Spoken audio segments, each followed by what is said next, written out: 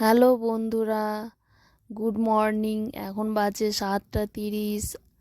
আর আমাদের বাড়িতে এসেছে আমার মা দিদি ঘুরতে।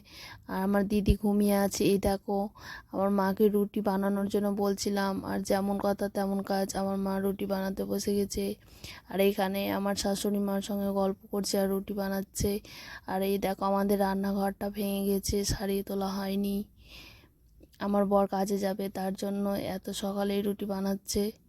ওইদিকে আমার বর উম, বসে রুটি খাচ্ছে, কাজে যাবে তার জন্য। আর আমি ভিডিও করছিলাম।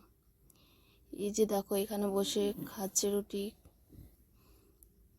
আর রুটি আমরা সবাই পছন্দ করি, আমিও পছন্দ করি। কে কে কলাই রুটি পছন্দ করো কমেন্টে অবশ্যই জানাও। এই পর্যন্তই এই ভিডিও।